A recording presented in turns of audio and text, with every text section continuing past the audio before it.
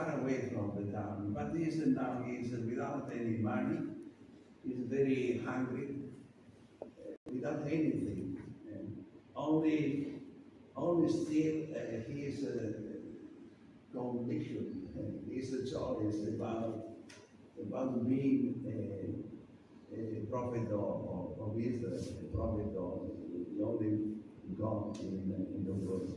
But he's very poor. He's facing a danger for his life. So he's outside town, in the outskirts. You can see there a lady gathering some wood for firewood.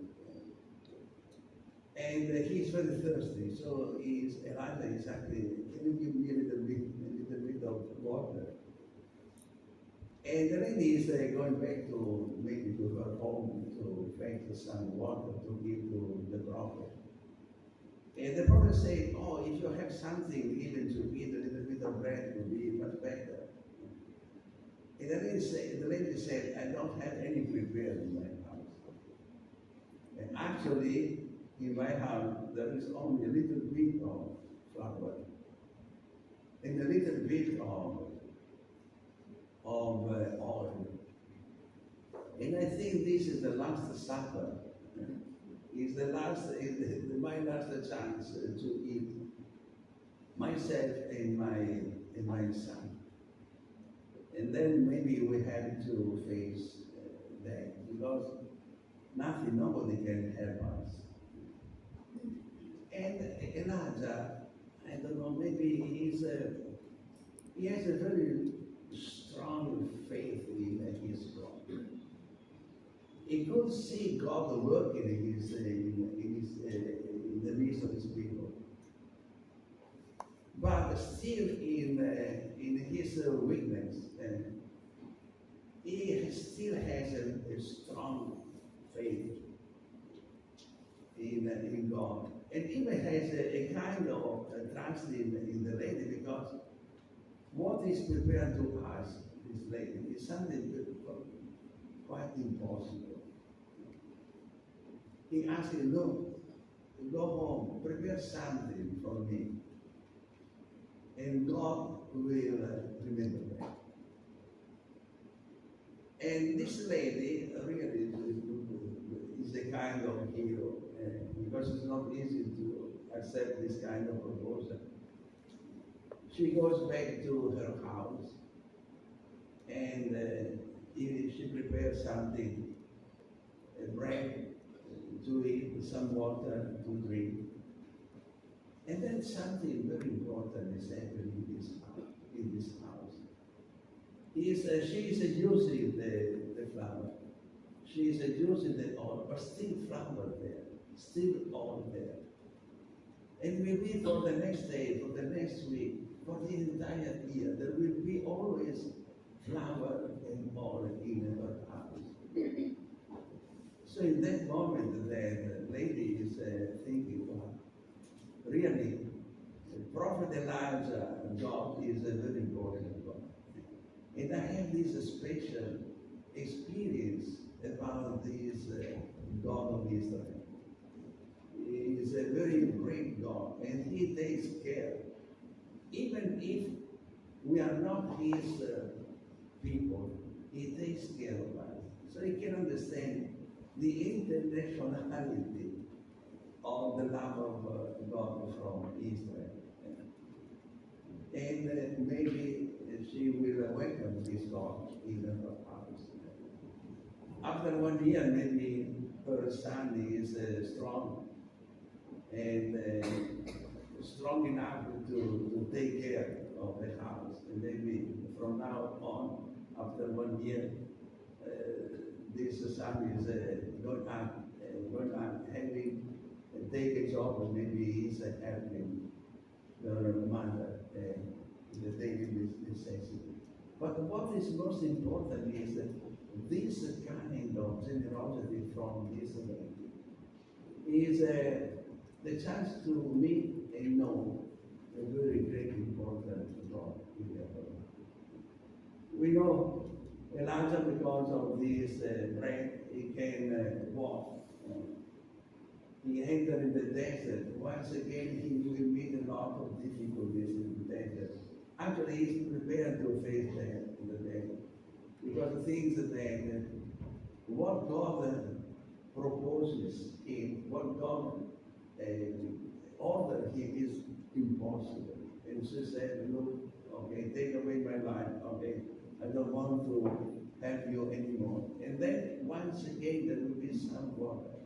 There will be some bread there. He will walk for 40 days through the desert and he will meet God. And in that moment he will understand. God is preparing freedom once again for his people. And he will go back to town and he will save his people. And these people will follow him. And they can once again find the God of their ancestors as the unique, the only, great God. But everything, so all the experience, this adventure of Elijah started because of a gesture of generosity from this widow. Very weak, poor widow, without any help in society, but still prepared to give, to offer everything she has for people in need. The gospel we have more or less the same. So the first reading, maybe the author of this book, maybe he wants to present his people the greatness of their God, the God of their ancestors. So the focus is God, great God of Israel. And so in second place there is this generosity of this God. But today in the liturgy stress underline this generosity, this act of generosity from this day. And this gesture will help the servant of God, the prophet, to fulfill his mission in his country. The second, the gospel today is more or less the same. Jesus now, according to the book of Mark, we already said more than once, the book of Mark, the gospel of Mark is the shortest book, the shortest gospel among the four gospels that we know. About the 16th chapter is already the end of the gospel, and Jesus has already offered his life on the cross. So now, today, the reading is from the 12th chapter of the book of Mark. So Jesus is already entered already in Jerusalem. And now in Jerusalem he has to face a lot of difficulties, especially from people in charge of everything, from liturgy, religion, politics, explaining the book of the Bible, explaining the law of Moses, all the people in charge of the community. But Jesus has entered in this town. I can feel that this kind of people are a kind of hypocrites. They are very concerned about their own selfish agenda rather than the welfare of their people. When they pray, they like to place themselves in a very high place in order to make everybody know that they are very, very good people. They're praying, they're very, very devout. When they give something, they have to tackle roll the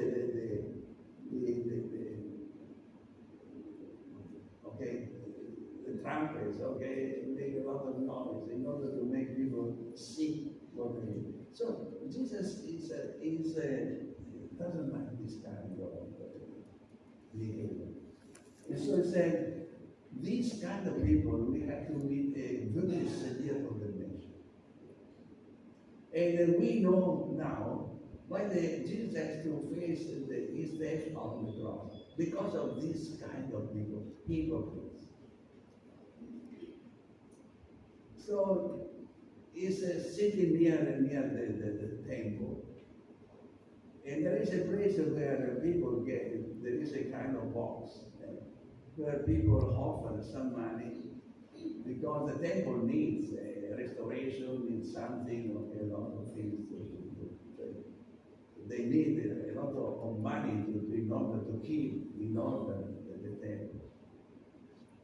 Jesus is not preaching, he's just sitting there watching the people going up and down. And he could realize that a lot of rich people offer a lot of money to the temple. And then there is a very small, maybe, widow. Jesus knows that this is a widow because maybe at that time the widow has to wear special clothes. And Jesus can realize that this widow is a very poor people because there is no beautiful clothes on her shoulders. And then suddenly he called his disciples and said, look at this lady. What she offered is the entire life. She offers everything he has. So this gesture is much more important than all the other people who gave a lot of money. Because she could give everything she has. So the attitude of this lady is a kind of hero attitude. She is prepared to, in her heart, she thinks that really the temple is the place of where God dwells. And so in order to keep this God still nearby, she prepared to do everything, to offer everything. And so Jesus is praying, he is praising and this day.